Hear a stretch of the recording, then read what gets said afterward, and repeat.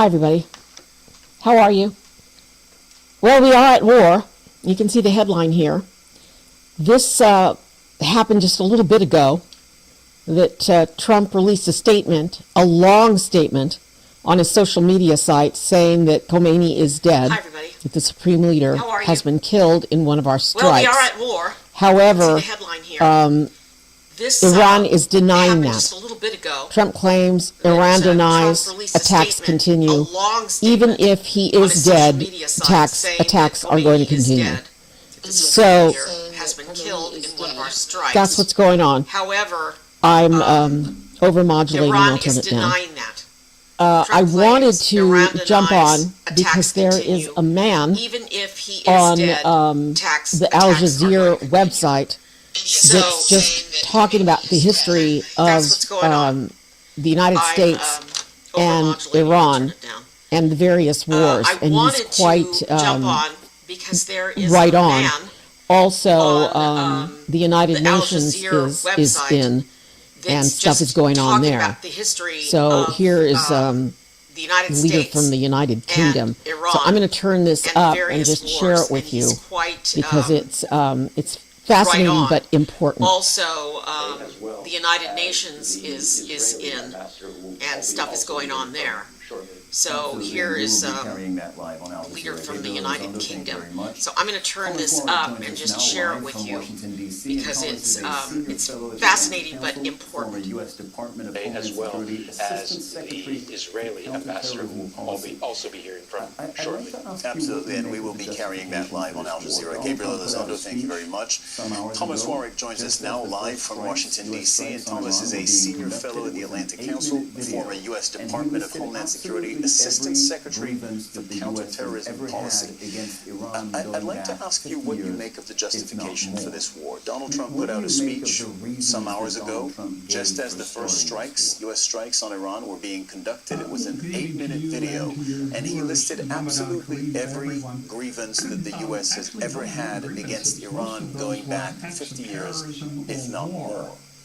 What do you make of the reasons that Donald Trump gave for starting this war? When a country imposes a tariff that another country doesn't like, or has you and to your viewers, Ramadan Kareem to everyone. Iran has been carrying actually, those weren't grievances. Most of those were acts of terrorism or war. And that's an important distinction.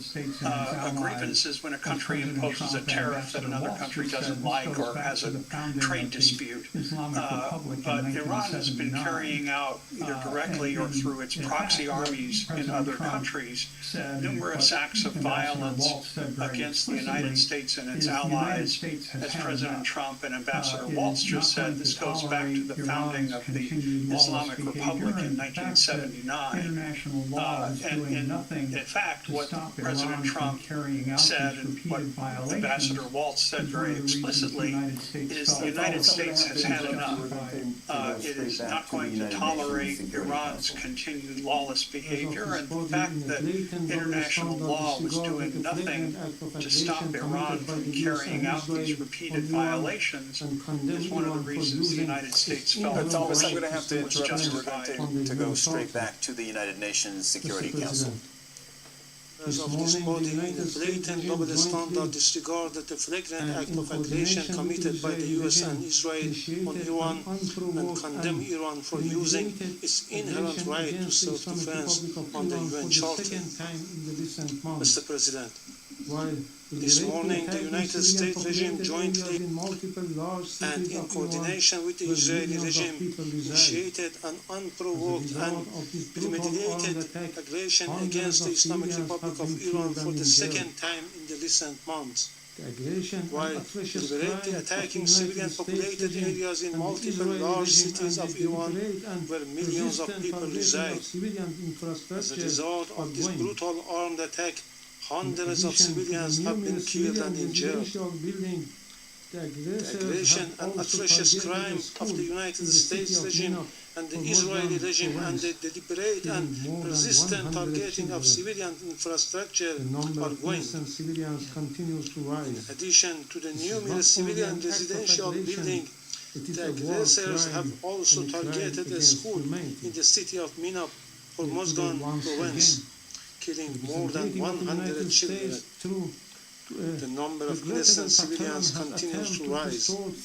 This is not only an act of aggression, it is a war crime and a crime against humanity. Yet today, once again, the representative of the United States, through a regrettable pattern, has attempted to distort facts and rely on misinformation to justify the blatant aggression of the United States and Israel against my country. The facts, however, are unequivocal.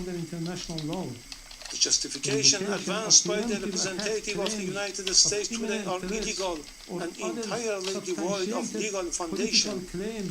The baseless allegation invoked to defend this unlawful use of force have no standing under international law. The invocation of preemptive attack claims of imminent threats or other substantiated political claims cannot legitimize aggression. Such claims are unfounded legally, morally, and politically, and they contradicted the clear principles of the Charter of the United Nations. I also categorically reject the assertion made by the representative of France, the United Kingdom, and certain other Western members regarding Iran's peaceful nuclear program. These claims lack a factual and legal basis. Mr. President, distinguished colleagues, the President of the United States and the Prime Minister of the Israeli regime have openly claimed responsibility for this act of aggression and have explicitly articulated regime change as their objective. An unmistakable admission of their intent to violate Iran's sovereignty and territorial integrity. The President of the United States has falsely described this aggression as necessary to neutralize an imminent threat to the American people. This is nothing more than a deliberate attempt to mislead the international community and the U.S. public opinion and manufacture consent for unlawful war. Similarly, the representative of the United States has cynically sought to mislead this Council, yet history provides ample documentation that the foreign policy of the United States has repeatedly relied on unlawful force, covert intervention, and political manipulation to alter the governments of other member states. This record is well established. The reality is clear and undeniable. What is taking place today against my country by the United States and the terrorist regime of Israel is a blatant act of aggression, a full-fledged violation of international law. No justification, no accusation, no narrative of disinformation can legitimize or excuse this manifest crime and aggression. Mr. President, we have communicated on several occasions with this Council and the Secretary General about warmongering statements and interfering actions in the internal affairs of Iran by the President of the U.S. in a blatant violation of the UN Charter and international law, and called for the Council action. Regrettably, all were unanswered. The issue before the Council is straightforward. Whether any member state may, including a permanent member of this Council, through the use of force, coercion, or aggression, determine the political future of another state or impose control over its affairs. International law and the Charter are explicit on this matter. Article 2, Paragraph 4 of the Charter categorically prohibits the threats of use of force against the territorial integrity or political independence of any state. Mr. President, against this backdrop, I would like to make the following points. 1. What is occurring against my country is a clear act of aggression. It is an open armed aggression against the Islamic Republic of Iran. The United States and Israel war today is not merely a war against Iran, it is a war against the Charter of the United Nations, a war against international law, and a war against the international legal order upon which the United Nations and the Security Council have been built for over 8 decades. As the Charter affirms, the United Nations was established to save succeeding generations from a scourge of war. The Charter adopted in 1945 is founded upon this fundamental principle. Members shall refrain from threat or use of force in international relations. The sole exception is the inherent right of self-defense under Article 51, and only in the event of an armed attack. The military aggression carried out by the United States and Israel satisfies none of the criteria of lawful self-defense. Accordingly, the action of the United States and Israel constitute a manifest violation of Article 2, the peremptory norms and a fundamental principle of international law accepted by all member states. Neither the Charter nor international law recognize internal matters of a state as justification for the use of force by other states. Were this otherwise, no international legal order could endure. The rule of law would be replaced by the rule of force. In responding to aggression on large-scale war, the Islamic Republic of Iran is exercising its inherent unlawful right of self-defense under Article 51 of the Charter of the United Nations. The armed forces of the Islamic Republic of Iran are utilizing all the necessary defensive capabilities and means to confront this criminal aggression and deter the hostile acts. Consequently, all bases, facilities, and assets of the hostile forces in the region shall be regarded as legitimate military objective within the framework of Iran's lawful exercise of self-defense. Iran will continue to exercise its right of self-defense decisively and without hesitation until the aggression ceases in full and unequivocal terms. Iran remains firmly committed to respecting the sovereignty and territorial integrity of its neighboring countries. Under no circumstances will we target the sovereignty, people, or interests of our neighboring countries in the Persian Gulf. Our legitimate response have been directed solely and exclusively at the bases and assets of the hostile government of the United States that operate beyond the control of the host states. Priority has been given to the targets that diminish the aggressor capability and capacity to continue its malign actions. We have previously and formally conveyed this warning to the Secretary General and the Security Council. Despite continuous U.S. hostile policy, we were sincerely and seriously pursuing the path of diplomacy and dialogue to reach a just, fair, and sustainable agreement. Yet, for the second time in the midst of the negotiation, the United States betrayed diplomacy and resorted to force and launched an attack against my country in blatant violation of Charter of the United Nations, presently interfering in Iran's internal affairs. They are even calling on the people to riot against their own government. The recent report of the United States toward Iran is equally clear. Since January 2025, the U.S. administration again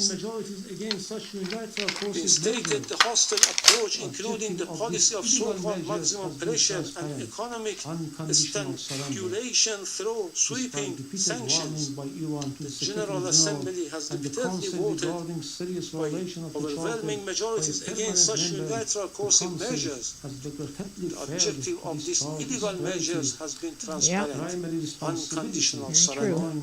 despite repeated warning by Iran to the Secretary General and the Council regarding serious violation of the Charter by a permanent member, the Council has regrettably failed to discharge its priority, primary responsibility, allowing the erosion of the rule of law in favor of the rule of force. 5. Just as the Israeli regime succeeded in dragging the United States into the quagmire of war with Iran, the United States in turn is deliberately seeking to expand the scope of the conflict by exploiting spaces in the Persian Gulf region. The hostile US government dreams of swallowing Iran and forcing the Islamic Republic of Iran into submission will never be realized. This war before being the contest of military equipment and advanced technologies is a battle of wills, and in that battle the Islamic Republic of Iran will prevail. Furthermore, the Islamic Republic of Iran has repeatedly affirmed its commitment to diplomacy and negotiation. However, it will never submit to pressure, coercion, or force. Diplomacy has rules and principles. Nor to determine whether military aggression or economic aggression leads to freedom or domination. The duty of Council members is to defend international law and specifically the Charter. They are not called upon to judge the political system of states, nor to determine whether military aggression or economic siege leads to freedom or domination. Expression of concerns and empty condemnation are not sufficient. The Council must act. Okay, I'm going to break in right here and just tell you this is the leader. This is the United Nations. The sound is coming from the United Nations, and it's the Iranian ambassador to the United Nations. So he's laying out his points, the things that he wants the United Nations to do. I'm going to break in right here and just tell you this is the leader. This is the United Nations. The sound is coming from the United Nations, and it's the Iranian ambassador to the United Nations. So he's laying out his points, the things that he wants the United Nations to do. I see him really overmodulating. I don't know why my mic's low and then it's hot. So he's laying out, we want the UN to do this, this, and this, and vote. They will, they can. He's probably going to get the votes. However, the United States has veto power. So the United States will just veto everything that he wants. So that's what's going on, and I'm on the Al Jazeera website, but I've also got BBC up, and I'm watching to see if any of our lawmakers are going to come, you know, and speak at on C-SPAN or elsewhere. I know they're individually talking around. Oh, okay, and I'll work on the echo, so let me turn him up. Thank you for the echo. It's up. led crowds in chanting. I thank the representative of the Islamic Republic of Iran for the statement, and I give the floor to the representative of Israel. Mr. President, you want to translate these for 47 years, the Islamic regime in Iran has led crowds in chanting in your parliament, Marjbar Israel, Marjbar America. Mr. Iravani, do you want to translate these chants? Death to Israel. Your leaders have been chanting it for years in public events, in your parliament. Israeli and American flags Marjbar Israel were painted on roads so they could be trampled. Our flags were burned in public squares. They mean death to Israel, anger over a radical fringe. It is state-sanctioned hatred. Israeli and American flags and while those were painted on roads so they could be trampled. Our flags were burned in public squares. Centrifuges. This is not the anger over a radical fringe. Facilities were buried deep underground. Sanctioned hatred. It was never just empty rhetoric. It was preparation for action. But today, alongside our ally, the United States, we act to stop it. Israel stands before you today, having acted with the United States to confront and stop an existential threat before it became irreversible. Alongside our ally, the United The States, operation targets we act to nuclear stop it. infrastructure, ballistic Israel missile stands sites, before you today, the machinery of having repression acted that fuels with the terror United States across to our confront region. and stop We an did not act existential of impulse. threat before We it did not became act of irreversible. aggression. The We operation acted targets out of nuclear necessity infrastructure, because the ballistic missile Iranian sites, regime the left machinery no of repression that reasonable fuels terror alternative. across our region. This joint effort We will did not continue act of impulse. for as long We as the did not threat act remains. of aggression. We thank President Trump We acted and out acknowledge of the necessity. close cooperation between Israel and the Iranian US, regime which has left brought the no alliance between our reasonable countries to an alternative. all-time high in This joint peace effort will and in war. continue. For as long Let as us the be clear threat about what remains, we are confronting. we thank President Trump This regime and acknowledge has built the close nuclear cooperation weapons between Israel and the US, which has brought the in alliance blatant between our disregard countries of to an international all-time law high. and UN resolutions. Peace It and has war. brutally murdered its own Let citizens. us be clear about and what crushed we are dissent. confronting. It's happened now as This we speak regime in cities in has Iran. built nuclear weapons. It has expanded missile arsenals and armed Blatant proxies across the disregard of region. international law and It has UN resolutions. openly declared It its has intention brutally murdered its to own erase citizens Israel from the map. crushed dissent. It's happened now as we speak. Now, in cities as it in faces Iran. consequences, It it is launching missiles and drones across the region, endangering the UAE, where a Pakistani citizen, unfortunately, was killed. Jordan, Kuwait, Bahrain, Qatar, Iraq. across the region. As we speak, in the last hour, a rocket targeted the city of Tel Aviv. Civilians, they don't target military bases. Civilians struck a building in Tel Aviv. An innocent woman was killed and 21 people were injured.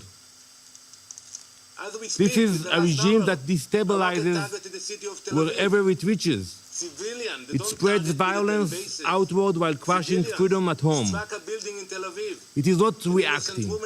It is expanding. It is a machinery of radicalism that does not recognize borders. Mr. President, diplomacy was exhausted. Iran was required to stop enriching uranium, stop heavy water projects, stop developing nuclear-capable missiles, and allow full inspections. Iran did none of it. Instead, it fortified its nuclear facilities so we cannot get to them, accelerated missile production, and continued to fund terror. Since the last operation in the summer, they spent billions on the proxies. The resolutions were clear. The strategy was just as clear.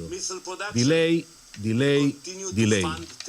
But we will not be played. And it's simple what they were planning. They were building the means to corner us, to force an irreversible reality with our backs against the wall. That is not a future Israel will accept. No responsible nation should. This operation is guided by clear objectives: eliminate immediate threats, dismantle the nuclear program, destroy its ballistic missile production, neutralize naval threats, break the proxy network that destabilizes the region. The operation was carried out in order to protect the people of Israel within the framework of the ongoing armed conflict between Israel and Iran, in line with the UN Charter and in accordance with international law. Our forces stand ready to stop extremism armed with nuclear weapons. To the soldiers of the IDF, our boys and girls, my son, my daughter, we salute you. You stand like lions defending our people. An entire nation stands behind you. We have heard the condemnation from few member states, from the Secretary General. But we all know that escalation did not begin today. It began when Iran armed proxies and exported terror, expanded missiles and drones, advanced its nuclear program in violation of its commitments, turned on its own people, beating, imprisoning, executing. Where was the outrage of the UN? Where were the consequences? Now, Israel acts to prevent an irreversible threat, and the condemnation is immediate. This is the definition of hypocrisy. Some call this aggression. We call it necessity. We call it survival. And the condemnation is immediate. Mr. President, history has taught us never to ignore those who openly call for our destruction. When a regime says it will destroy Israel, when it chants death to Israel, when it promises to wipe Haifa and Tel Aviv off the map, we believe it. We genuinely believe it. When we see those hundreds of ballistic missiles that are launching to Israel, we believe the threats. We do not ignore them. We do not gamble with our survival. We act. We genuinely believe it. When we see now let me address the brave people of Iran. You are not our enemies. This operation is not directed at you. It is directed at a regime that has silenced you, imprisoned you, and invested in missiles and uranium while your economy suffers. You deserve better. It is this regime, the Basij, the Revolutionary Guard, who have dragged your country into isolation. The world does not fear a free Iran. It fears a radical regime armed with nuclear weapons and driven by extremism. Your future should not be defined by those who chant for death. As President Trump has said, the Iranian people deserve dignity, security, and the chance to shape their own destiny. We are thinking about you. You are seen. You are not alone. The future of Iran belongs to its people. We stand with you. Mr. President, this week, Jewish families all around the world celebrate Purim. Many Israelis will do so now in a bomb shelter. The story of Purim happened more than 2,500 years ago, in the same place. I think I found the audio echo. I had two copies of Al Jazeera running on my feed at the same time. I wanted to jump in here because he's talking about people of Iran. We're not mad at you, or this is not aimed at you, because that is what Trump and Netanyahu are trying to do. They're hoping that there will be an overthrow of the regime from within. So even if the supreme leader is dead or has passed, and right now you see right here, Iran strongly denies that the supreme leader is dead. Iran, but Israeli officials and Trump are claiming that he is. And then someone else said that he is 85 years old and that he has planned for his, possibly death by old age, but also since Trump and the whole thing happened last year in June, he's been preparing for his possible death. So he has named a number of people to take over in his stead. So to have us do these bombings, even for a long period of time, meaning like a week, 2 weeks, change still has to come from within, because they have a very strong military and government there.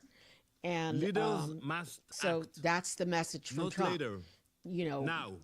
we're getting rid of Today, your leader, President go Trump out and take back your country. and Prime Minister But it's Netanyahu easier said than done. I don't know if any of you understand that follow same lesson. Malcolm Nance. For He's a Black decades, Man Spy. the He's Iranian on regime has YouTube, built but missiles, mostly on Substack. enriched uranium, I was listening to armed him for proxies, 2 hours and this spread morning when I was supposed to be terror far sleeping. beyond its And borders. he's regime been a is spy not in this only area. Israel's He's gone enemy. undercover, and he really knows It is that an this enemy is, of stability, this is an enemy of every civilization that's peace-loving been nation. around for thousands of In years. this and, joint operation, it's going to Israel take and the more than US some are air acting bombing together, to not have a because we see regime change. conflict. It's not going to be like you go and you kidnap somebody Because and we then it's all refuse happy. to ignore So I just wanted to say destruction. that here's the United We are States stopping extremism speaking, and I'll be before quiet for a it little while. I becomes hope that's fixed the unstoppable. echo. That no radical regime armed with nuclear weapons and it's still ballistic Israel. missiles can threaten our people or the entire world. Thank you, Mr. President. I thank the representative of Israel for the statement. I will now give the floor to His Excellency, Mr. Majed A. Abdulaziz. Well, we just heard the Iranian and Israeli ambassadors to the United Nations speaking one after the other. Two diametrically opposed views there. Iran saying that the war launched by Israel and the U.S. was an act of aggression. The Israeli ambassador saying that they acted out of necessity to stop the Iranian threat because, in his words, quote, diplomacy was exhausted. Joining me in the studio is our diplomatic editor, James Bays, and Ali Hashem, who has reported extensively from Iran. James, this is one of the key questions. When we look back on this moment and we ask, why did this war start? There are two very, very different versions here about where negotiations were before the war began. Were they progressing or were they failing? And the US and Israel said that negotiations were going nowhere. You heard the Israeli ambassador there say diplomacy was exhausted. That is not what the Iranians are saying, but what's absolutely key is it's not what the neutral mediator is saying either. That was Oman. They've been mediating this process before last year's attack in June. Oman has been involved all the way through this. The Omani foreign minister went on US television just before the war started and said, peace is within reach. We've made a breakthrough. That breakthrough. So I'm was going on, to the enriched uranium just leave this up stockpiles. because this Apparently guy Iran is really would good. Agree never to keep a stockpile of that uranium that could be used for a bomb. The Omani foreign minister said that's something that was never achieved in the previous nuclear deal under Obama in 2015. It could have been a breakthrough. That, I think, is a key piece of evidence. Ali, and I'm going to have to ask you to keep this brief. Sorry to do this to you because this is actually a big question. As we speak, Donald Trump says that Iran's Supreme Leader Ali Khamenei is dead, has been killed in an attack earlier today. Would that be a game changer if that turned out to be true? Well, given the fact that President Trump, among his main objectives was to get rid of Ayatollah Khamenei, if this is true, of course, this is going to be a game changer for the Americans. However, how is it going to play inside Iran? How is it going to play within the establishment in Iran? This is a big question because now we are dealing with the unknown. And actually, it's more than an unknown. It's unknown. So we don't know how things are going to develop for the coming days, whether the Iranians are going to admit he is killed or not, whether he is going to appear, and then this is going to change the whole story. And in case he is killed, then what is going to be the next step, not only with respect to the establishment inside and choosing a replacement to the leader, but also to how this war is going to reach an end game. Ali Hashem, thank you very much. Now, it is 2300 GMT. You're watching our continuing coverage of the joint Israeli and U.S. strikes on Iran. I'm Cyril Vanier, and here's the latest. U.S. President Donald Trump says that Iran's Supreme Leader Ali Khamenei is dead. In a Truth Social post, Trump wrote, Khamenei, one of the most evil people in history, is dead. And this is not only justice for the people of Iran, but for all great Americans that have been killed or mutilated by Khamenei and his gang. He was unable to avoid our intelligence and highly sophisticated tracking systems, and working closely with Israel, there was not a thing that he or the other leaders that have been killed along with him could do. The heavy and pinpoint bombing, however, will continue uninterrupted throughout the week, or as long as necessary to achieve our objective of peace throughout the Middle East and indeed the world. Well, we have a team of correspondents in Washington, D.C., in Tehran, and Ramallah, in the occupied West Bank, at the UN headquarters in New York, where an emergency Security Council meeting is taking place. Let's go to Mike Hanna, who is joining us now from Washington, D.C. Mike, what are you learning on your end? Well, we heard that lengthy statement from President Trump saying that he was convinced that the Ayatollah Khamenei is indeed dead, saying as well that a large number of the Iranian leaders have also been killed in these ongoing attacks, also indicating some form of timeline, saying that the U.S. will continue its operations along with Israel as long as is necessary, also insisting that some members of the Republican Guard may be disillusioned with the leadership and may be joining civilians in the streets. But this would appear to be wishful thinking on the side of the U.S. administration at this particular point. But we do have that statement from President Trump. Earlier in the day, he'd been making similar statements to various media outlets. Now he went down on Truth Social, putting out that lengthy statement confirming that, in his view, the leader of Iran is dead. All right, Mike Hanna reporting from the White House. Thank you very much. Tawhid Asadi now joins us live from Tehran. What are you learning where you are? What are Iranian authorities saying about this? Well, the truth of the matter is that the entirety of the statements that we are hearing from sources in Tehran is quite contradictory to the claim put forth by the U.S. President Donald Trump about the death of Iran's Supreme Leader Ayatollah Ali Khamenei. We've got Iranian Foreign Minister Abbas Araghchi coming out earlier yesterday in an interview to say that as far as he knows, the supreme leader of the country, as well as the Iranian president, the secretary for the National Supreme Security Council, as well as the speaker of the parliament, are all alive. Also, we've got this from the actually head of public relations of the office of the supreme leader, who also wrote on a social media post that these are actually psychological warfare by enemy. And also the official or state-related news agencies are saying that these reports are not true, and Ayatollah Khamenei is steadfast, firm, commanding the battlefield. This is the entirety of the statements, and added to that also we've got at least two members of the parliament saying that the reports are not true. So quite contradictory to what we hear from Washington.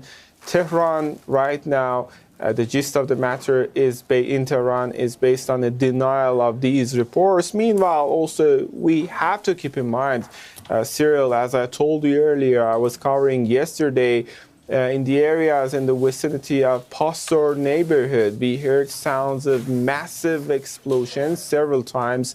And for our viewers, Pastor neighborhood is the vicinity in which is the area in vicinity of which actually the office of Iran's supreme leader, as well as the office of Iranian president, as well as some military headquarters and universities are located. So we are dealing with an uncertain situation. But from what I can say from Tehran, there is no official confirmation in that regard. Of course, it is a big game changer if the news is true, and there are going to be obviously repercussions down the road. It's going to be the red line that the United States could have passed, and on that we are expecting an announcement if that happens, whether they confirm or come out with something like a video or footage showing that the reports are not true. Still major uncertainty right now there. With a claim by the President of the United States that the Supreme Leader of Iran has been killed, and a forceful denial by the Iranians, as Tawhid was just reporting from the Iranian capital. Now, U.S. and Israeli strikes that began on Saturday have continued into the night.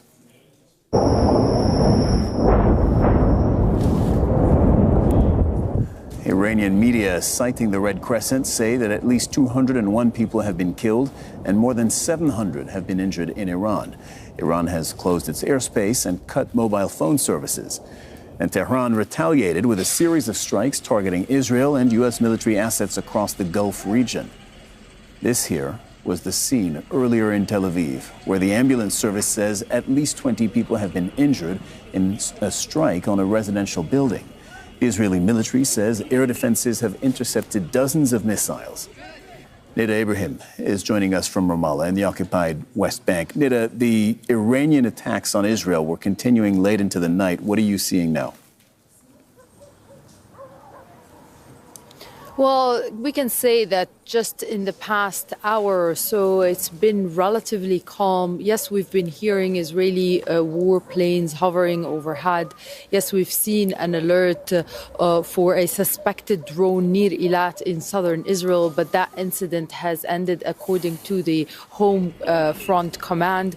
And it seems to be calm for now. But again, the Israelis are bracing for a difficult night. This is the first night of the war since Israel has started its attack on Iran at 8 a.m. local time. There's a lot of tension in Israel, given that the latest wave of attacks have managed to result in the injury of 20 people, as you mentioned there. As we've heard from the Israeli ambassador at the UN, one Israeli was killed and the rest are receiving treatment after what it seems to be that one rocket has been failed to be intercepted by the Israeli anti-missile batteries.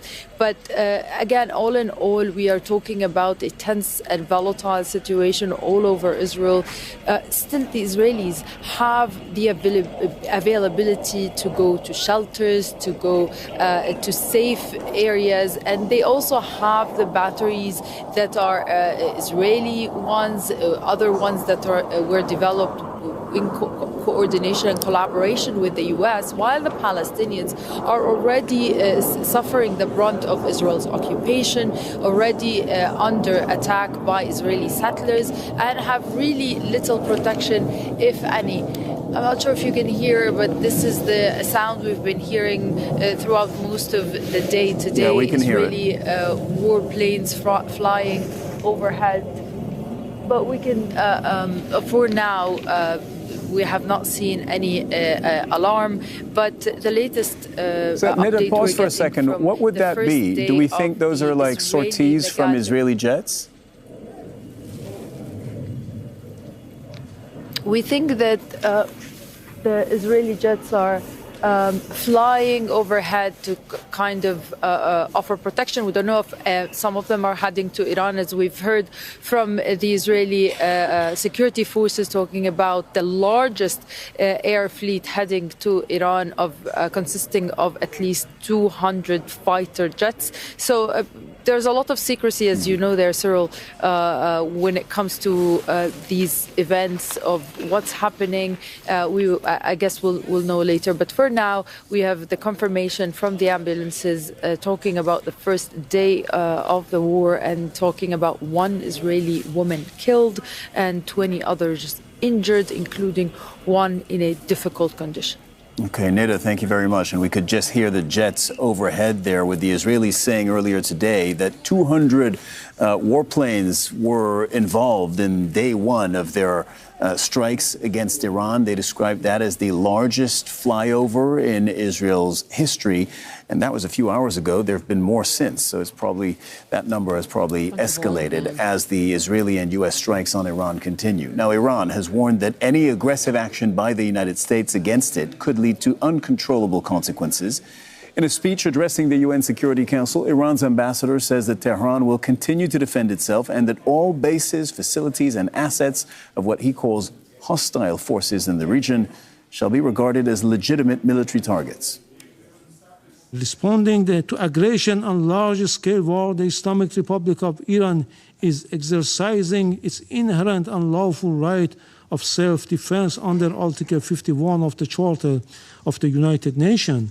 The armed forces of the Islamic Republic of Iran are utilizing all the necessary defensive capabilities and means to confront this criminal aggression and deter the hostile acts.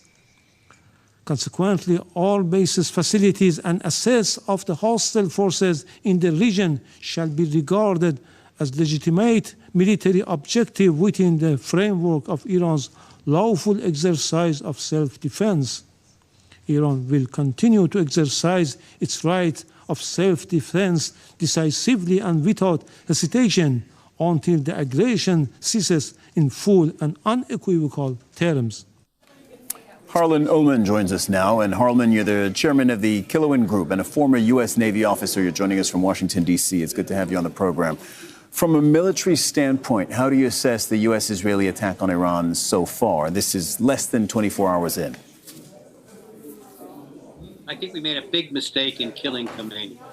He's now a martyr, and if Ali Larijani is still alive, he's a very competent person. He's chairman of the Supreme National Security Council, and this is a formidable enemy.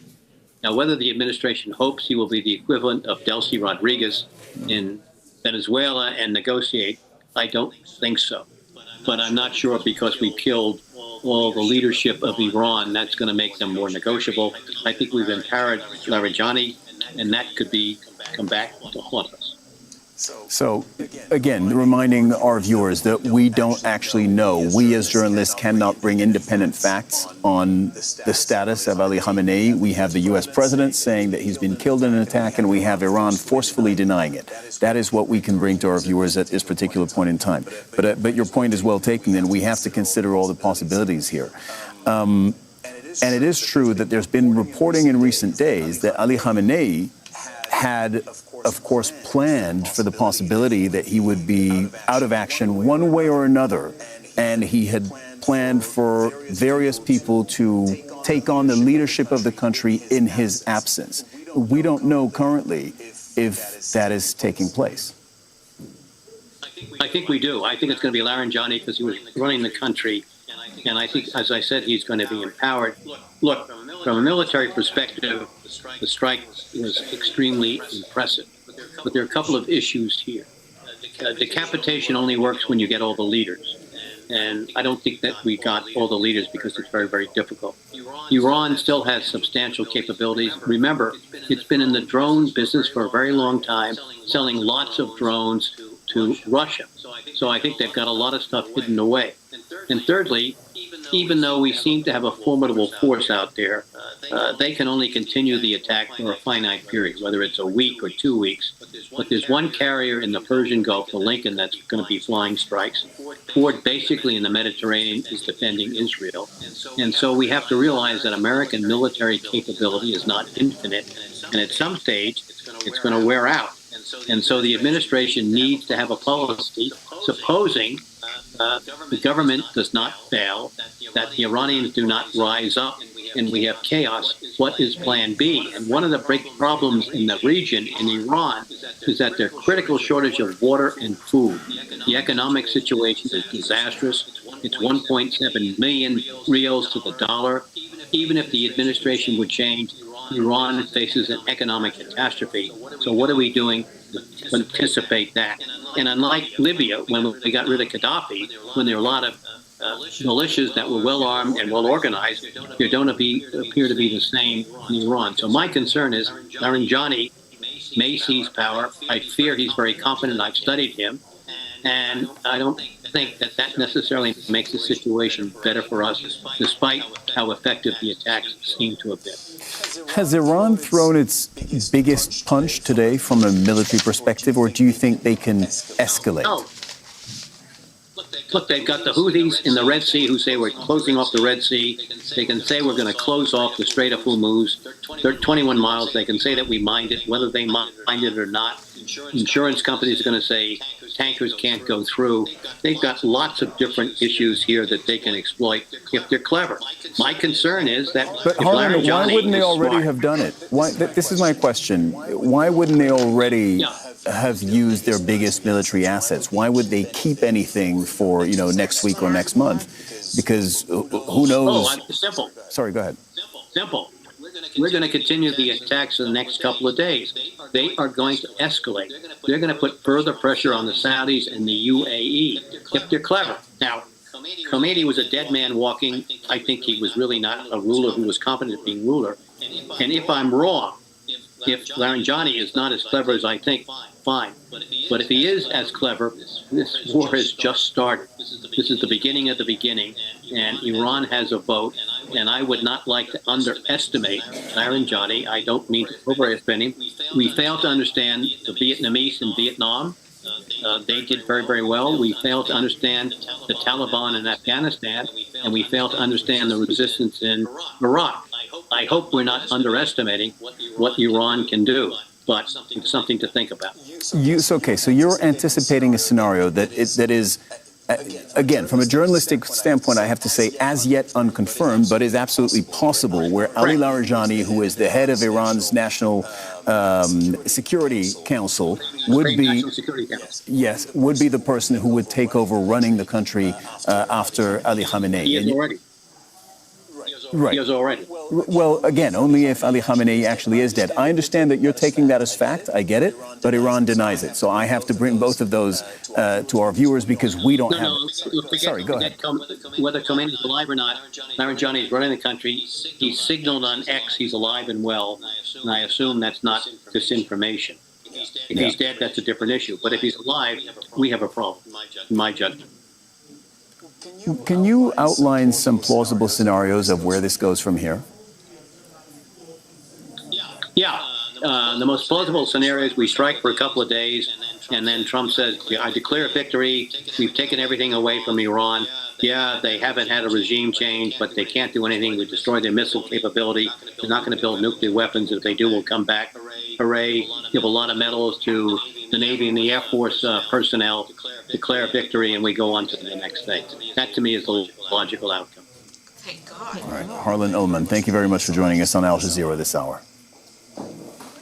All right, so did you hear what the dude said? He said he really knows his stuff. He's been studying this guy. Laranjani is somebody who would take over if Khomeini is dead, and he was saying, most likely is. And he's worse than Khomeini. And he's younger and smarter, and what they're doing is, right now, Iran is playing the long game. They're not throwing everything they've got at us and our military bases and our allies, because they are bombing our allies in the region, and they are bombing our military bases, but we don't know the outcome of that. And Israel as well. So this meeting has now concluded. We do know that that we have bombed a school, and there are a number of school children that are dead. And Qatar is so far they're taking some incoming, but they've got the defense missiles.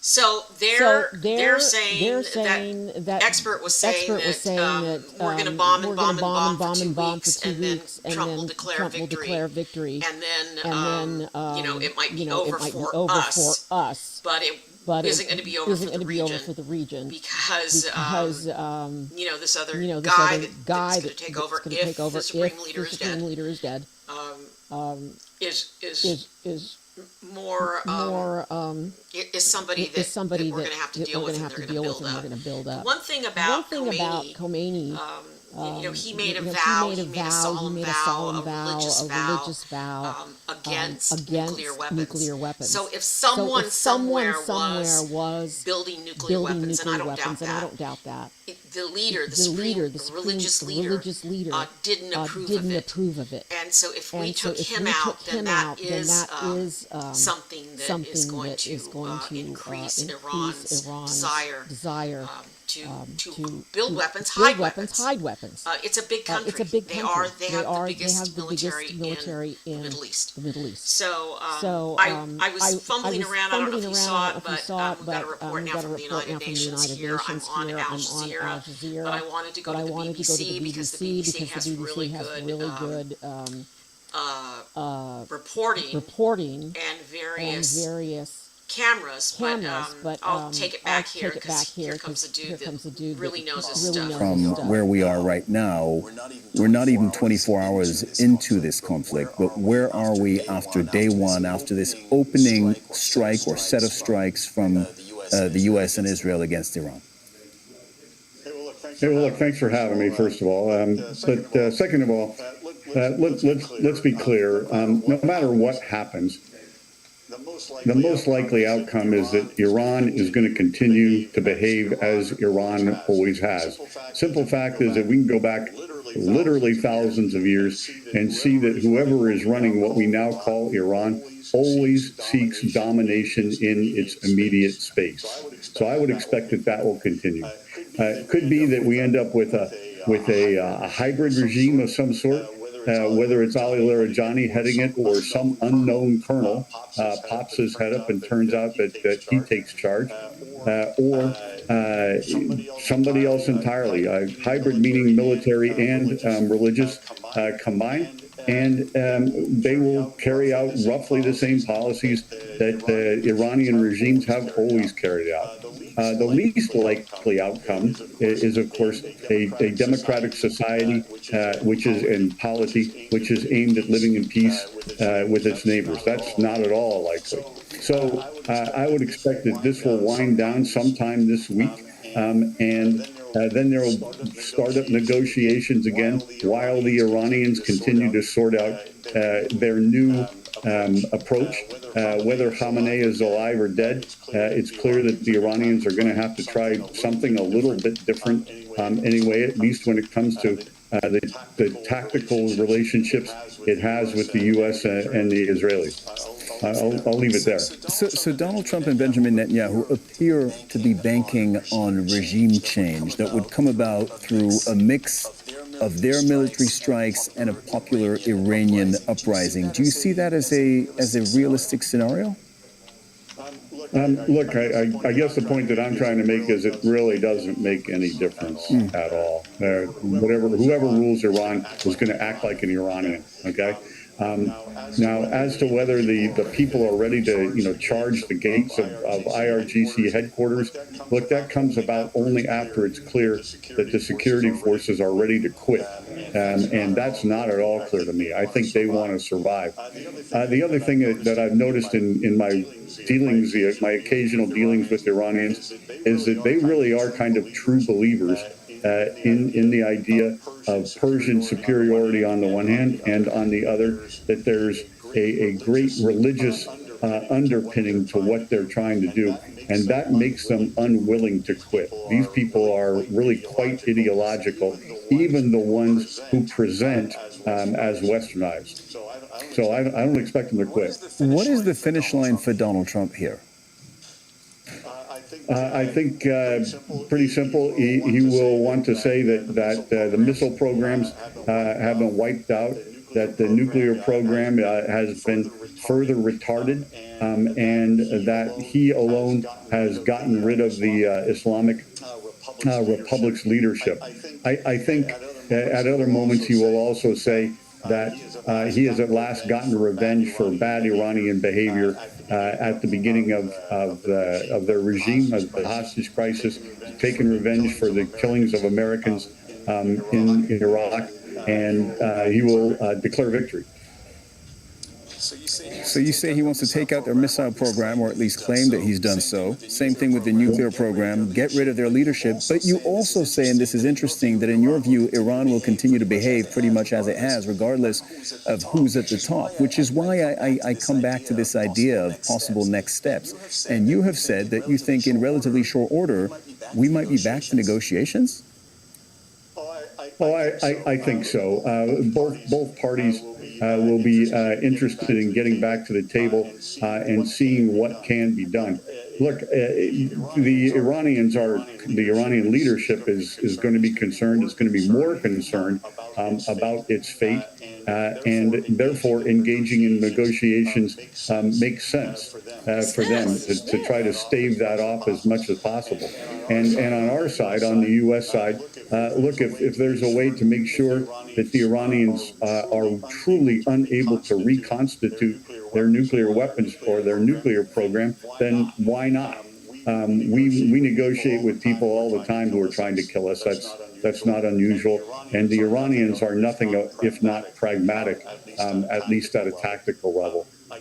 I guess I would say one other thing, which is any other new regime that comes in, I would think that they would take the lesson that the way to prevent being invaded and having airstrikes flown against you is to make sure that you get a nuclear weapon. So I included as a possibility here that this strike, that this military action will actually push any new Iranian regime toward a bomb much faster. Right. So you're among the group of people who think that this will incentivize Iran to actually keep trying or even accelerate their efforts towards not only missiles but actually a nuclear bomb. Harry Ensher, former Deputy Assistant Secretary of State, thank you very much. Thanks, man. Thanks, Harry. Iran has also launched strikes on U.S. assets across the region.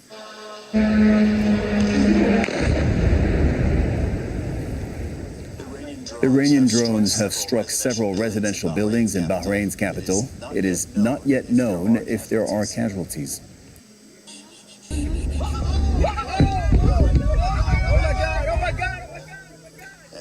And that there was the scene earlier in the day when a missile hit Bahrain's capital, Manama. Authorities say that the strike targeted the service center for the U.S. Fifth Fleet headquarters. Kuwait's international airport was damaged in an Iranian drone attack. Authorities say a number of employees had been injured as a result. Kuwaiti officials say the situation is now under control. And these are the scenes from the United Arab Emirates. 4 people were injured after an incident occurred at the Dubai International Airport, according to Dubai Media Office. It says a concourse at the airport sustained minor damage. There have also been reports of an Iranian drone strike targeting the Burj Al Arab in Dubai. Authorities confirmed that the drone was intercepted and debris caused a minor fire, they say, on the hotel's iconic outer facade. No injuries reported there. The Qatari Defense Ministry says that it intercepted 63 missiles and 12 drones fired towards its territory. Those are the skies over Doha. Officials say the attack resulted in at least 8 injuries. 1 person is believed to be critically injured. 2 ballistic missiles reached the Al Udeid air base, operated by U.S. forces and home to the U.S. Central Command. Qatar's foreign ministry says that it has summoned the Iranian ambassador. Ibrahim Sultan Al-Hashimi is Director of Media and Communications in Qatar's Ministry of Foreign Affairs, and he says that Qatar reserves the right to respond to the attacks. In the name of God the Merciful, the state of Qatar condemns in the strongest possible terms these ballistic missile attacks and considers this operation as a blatant violation of its sovereignty and the safety of its territories, and also a grave escalation that threatens the stability of the whole region. The Ministry of Foreign Affairs has already affirmed in an official statement that it reserves its full right to respond in accordance with international law and with the Charter of the United Nations in proportion to the size of the attacks in order to protect its sovereignty and to protect its higher interests. Let's go to Axel Zaimovic, who's live here in the Qatari capital, Doha. Axel, it's well into the night now. It's 2:30 a.m. local time in Doha. Now, before I stepped into the studio a little while ago, we were still hearing booms and explosions. Granted, that was about an hour and a half, 2 hours ago. What are you seeing now? What have you seen in the last few moments?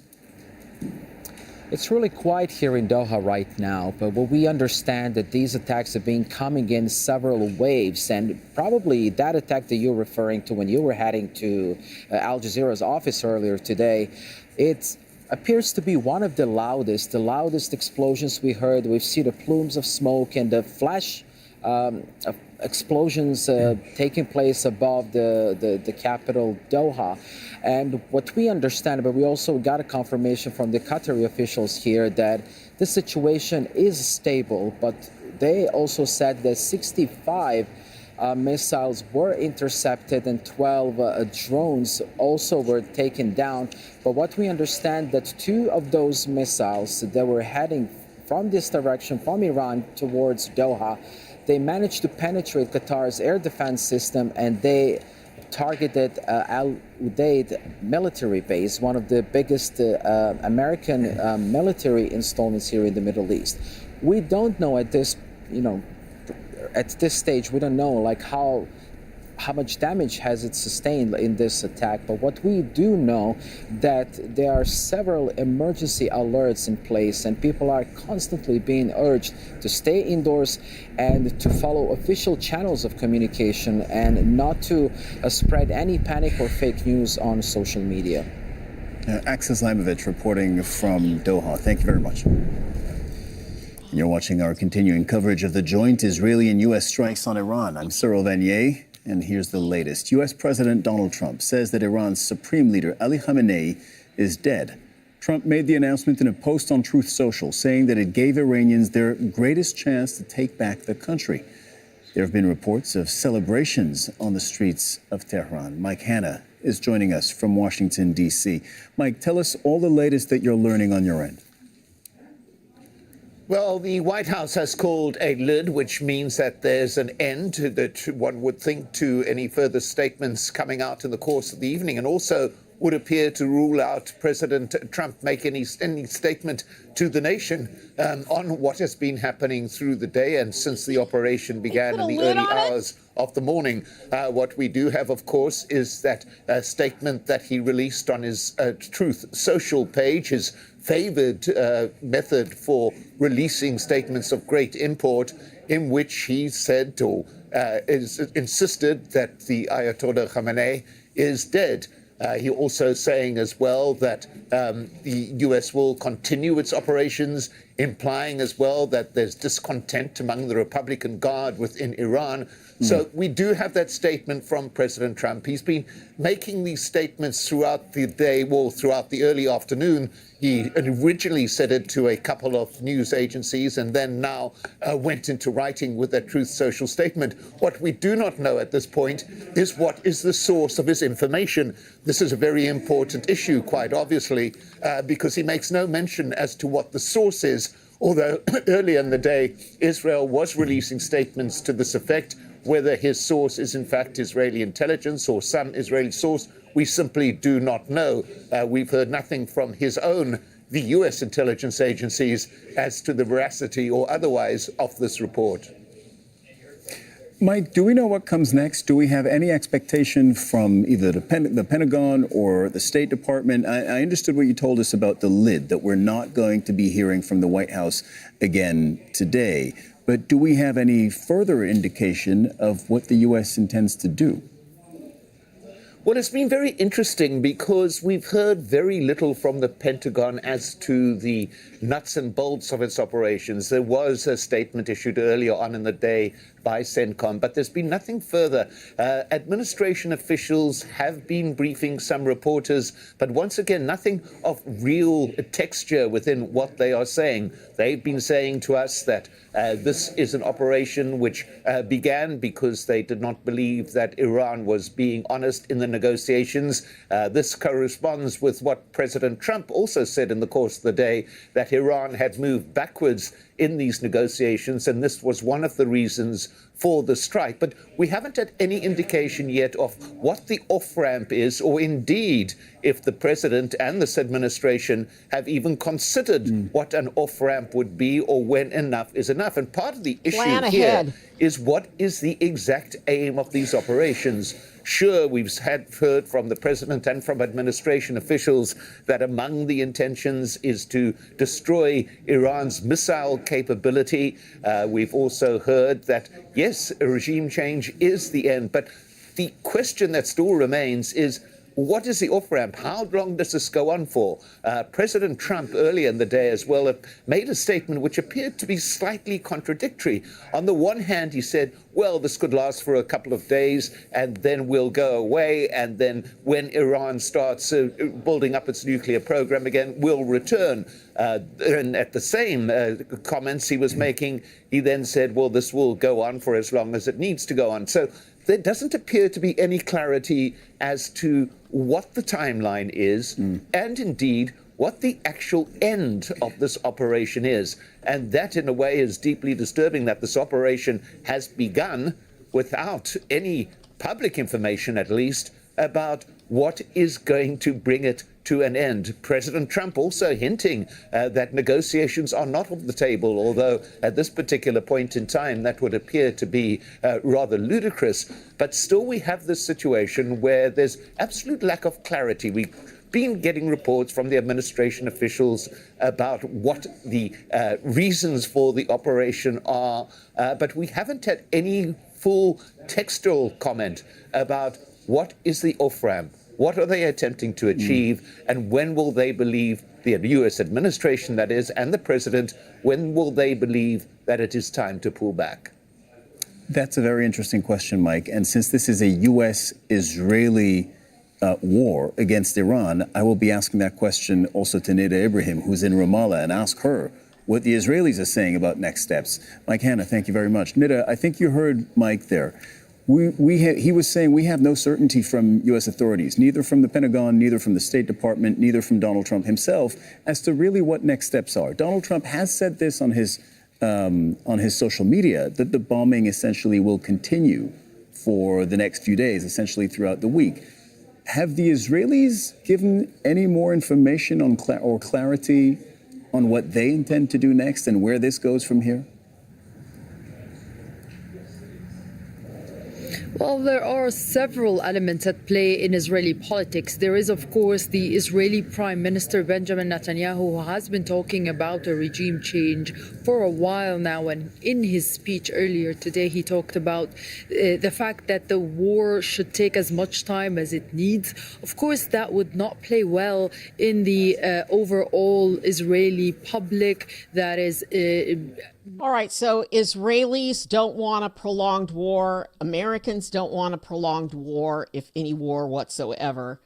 So that's basically what she's going to say. And what is the off-ramp? What is our goal here? What is the reason that we are doing this? Was it because of the weapons, of the nuclear weapons?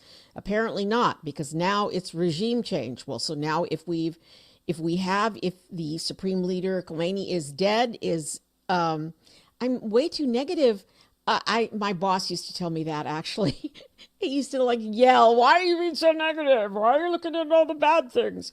Because you have to ask these questions, my friend. It's a way to get facts and information. I want to just switch over real quick and go from, I should be doing it now, display capture. Go to the BBC. I'm going to just switch over here. Move Al Jazeera down and go to the BBC because I'm out of. Just give me a second. Let me just get it lined up. BBC. I mean, I hate to say this because it sounds like really bad, but they're showing a lot of bombing and what's actually going on with the war. Yeah, and let's see, I'm just going to make it big. The BBC is actually really, really good with facts and what is going on. So I'll turn this up. On the ground. Well, Sumi, it's been a tough day for the Gulf countries, and it all started earlier in the day after U.S. and Israel launched those attacks on Iran. They're showing, and within a few hours, we saw that Iran retaliated by attacking a lot of countries in this region, which includes Bahrain, Qatar, Kuwait, the UAE, and even Saudi Arabia. Initially, those attacks were targeted towards the military bases because all these countries host U.S. military bases. But as the day progressed, we saw some of those attacks directed towards the civilian areas, especially in the United Arab Emirates, where in Abu Dhabi and Dubai, a lot of civilian areas, especially in Dubai, came under attack. As we saw in the previous report from Jeremy, the Fairmont Hotel, which is located at the Palm Island, the man-made island in Dubai, which is really a symbol of Dubai's upscale locality. 4 people were injured over there. And then in the last few hours, we've also seen that the Dubai airport came under attack, and so did the Abu Dhabi International Airport. The authorities have confirmed that 1 person was killed in that attack at the Abu Dhabi airport and 7 people were injured, while at the Dubai airport, 4 people were injured. It's still not clear whether it was due to a direct drone attack or because of the impact of the debris after the interception. That's still not clear. But clearly it's been a tough day for a lot of countries in the region, especially because of the wave of attacks they've witnessed at least 3 or 4 times since morning. What has then the reaction been in the Gulf states to these really dramatic images and attacks? It's been a shocker for many people, especially the residents.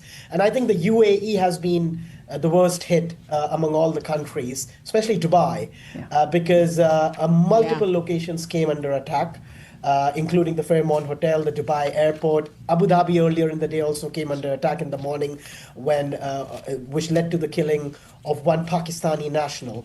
So the UAE, this is like unprecedented for the UAE, which has always been considered a safe oasis in this region, in this troubled region. It's really the financial and business hub. So the wave of attacks by Iran on Dubai and Abu Dhabi has really shocked a lot of residents. I'm usually based in Dubai, and I've been speaking to a lot of people over there, and they've been really staying indoors, and people who've been outdoors have continuously seen missiles going over the city, being intercepted through the day. Even in Bahrain, we saw earlier, one of the residential buildings came under attack. So it has come as a shocker for a lot of residents, and it's also come as a reality check for some of the countries that this region is fragile and they are exposed to dangers, considering they are in a troubled neighborhood. Samir, what do you anticipate the response from these Gulf states will be? I think this situation has left the Gulf states in a real dilemma. Because if you look at Saudi Arabia, the UAE, and Qatar, even before this attack was launched by Donald Trump and Israel, the Gulf countries were trying to convince Donald Trump over the last couple of months not to launch these attacks. And their reasoning was that Iran would retaliate and target these Gulf nations because it hosts all these military bases, American military bases. Now, interestingly, none of these Gulf states have allowed the Americans to use these bases, but nevertheless, they're still caught in this crossfire between Israel and the US and Iran. The options are pretty limited now, I think, for Saudi Arabia, the UAE, Qatar. In fact, Donald Trump had made individual calls to the leaders of these countries in the last few hours to discuss the future options. The best case scenario for the Gulf states is that if Donald Trump and Israel decide to halt these attacks, especially now with reports and Donald Trump confirming that Ayatollah Khamenei has been killed, so probably they will try to impress upon him that one of the main objectives have been achieved, so it might make sense to roll back these attacks or look for an exit strategy. But if not, if Israel and the US continue with these attacks, I think the worry in the region is that this could escalate and Iran could come back harder, use those ballistic missiles on countries like the UAE, Saudi Arabia, Qatar, and they might have to brace themselves for more attacks. I was talking to someone in the Saudi establishment, and the sense is that if these attacks continue, then the Gulf countries might be forced to get involved, which means they might just lift those restrictions and allow the Americans to use their bases, because anyways they're under attack. So they might as well choose the side of the Americans, something that they had been trying to avoid. They didn't want to get entangled in this war between Iran and the United States along with Israel. Okay, Samir Hashmi, really good to get that perspective. Thank you so much. Let's talk more about the U.S. perspective now with Congresswoman Sarah Jacobs, a Democratic member of Congress. She's on the House Armed Services Committee and the Foreign Affairs Committee. Congresswoman, it's good to have you back on BBC News. What is your reaction to what we have seen, not only the strikes by the U.S. and Israel, but the fact that it appears, according to President Trump, that the Supreme Leader has been killed? Yeah, look, I'm incredibly concerned. First of all, President Trump has no authorization from Congress to do these strikes, and the Constitution is very clear that it's Congress who gets to declare war and peace. But even more importantly, even if these were authorized, I think this is a real strategic blunder. the United States is very bad at military adventurism in the Middle East. We are very bad at regime change, and we are very bad at anticipating what will happen after we decapitate a leader, like supposedly happened with the supreme leader in Iran. What we often see after these kinds of regime change military operations is that you have civil wars, you have real volatility, you have potentially failed states. Iran is a huge country and a very strategic part of the world. The last thing we want is a failed state there. And often what you see is that, the people with the guns, who are often more hardline and worse than the regime itself, end up being the ones who take power after. And we've seen this time and again in Yemen, in Libya, in Iraq, right? Congresswoman, can I just jump in there and ask you, when you say the last thing we want is a failed state there, what President Trump, his administration has said is that essentially you had a rogue state in the region, one that was empowering terrorism and attacks on U.S. allies through proxies like Hezbollah and Hamas, and that Iran posed a direct and real threat to the U.S. Look, I think the Iranian regime has been horrible for regional stability and to their own people, as we saw with the crackdowns of the protesters in Iran. But let's be clear, President Trump doesn't actually care about the human rights of the Iranian people. We know that because he's literally sending Iranian people who are in the United States trying to seek asylum back to the country with no care for them. We've seen already very credible reporting of civilian casualties. And while Iran was destabilizing the region, a failed state in Iran with that many people is only going to destabilize the region more. You're going to see refugee outflows, and that's about 94 million people who will be destabilizing all of the countries around it, not to mention potentially trying to come to the United States. You mentioned the role of Congress. As things look right now, it doesn't appear that you and your fellow colleagues, Democrats, would have enough votes to force a war powers resolution. So what can Congress do if you want to exert pressure on President Trump?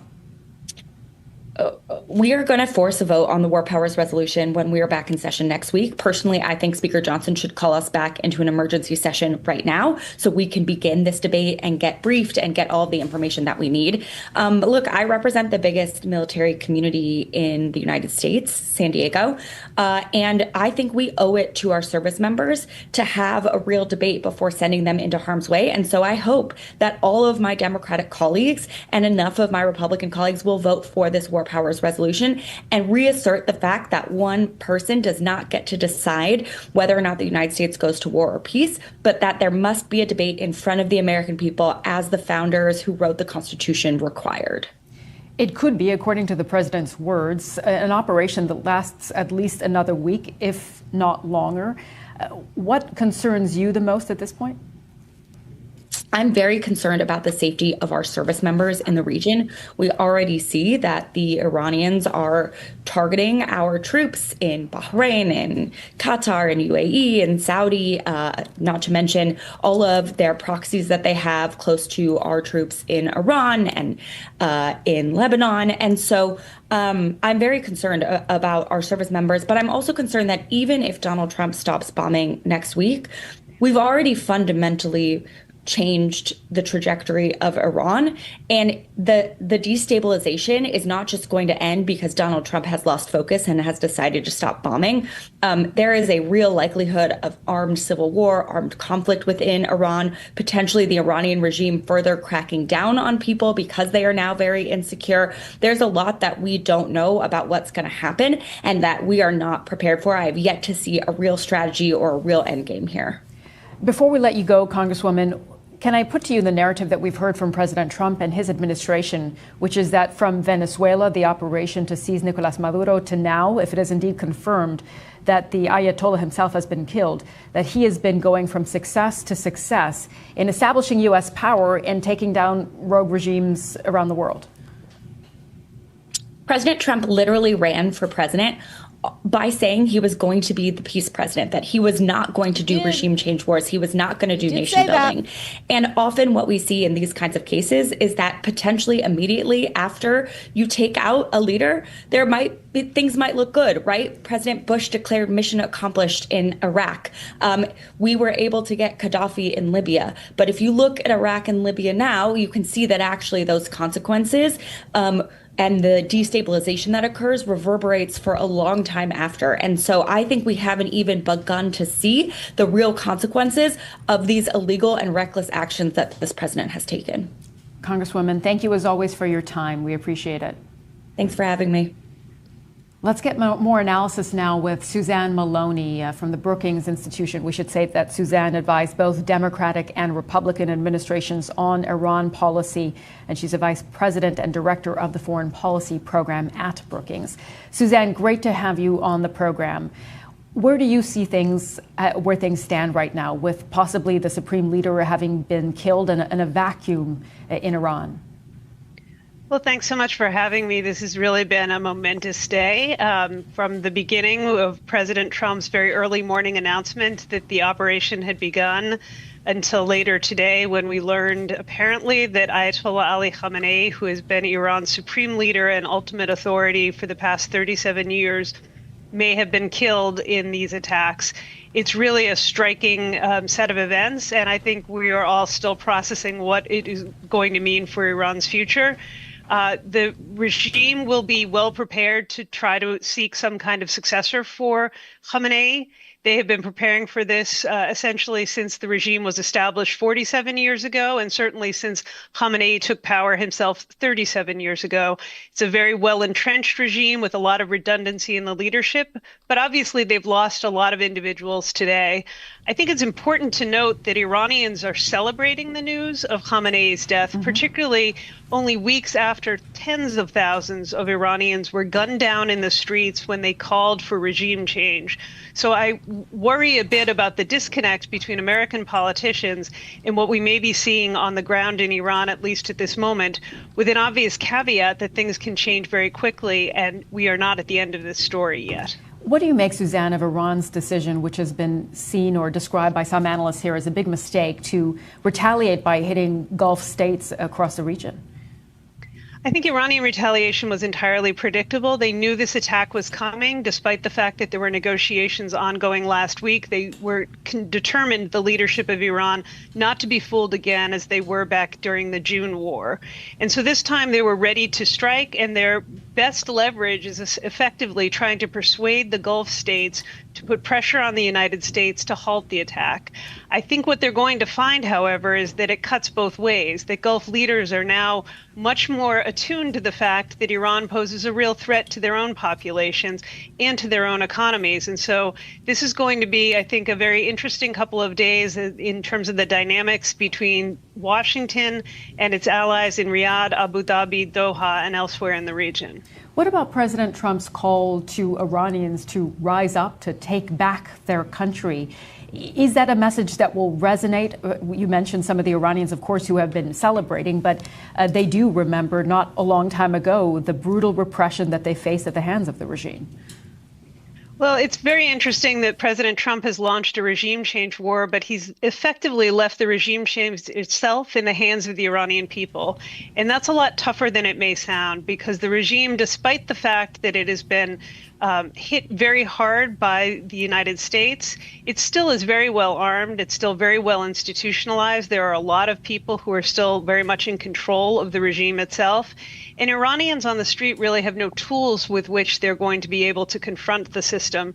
What they're going to have to count on at this point is a set of leaders who are so stunned by what has happened, who are unprepared to carry on, and who are potentially open to a new compact and some kind of a negotiation, defections from the security services and others that might create an opportunity.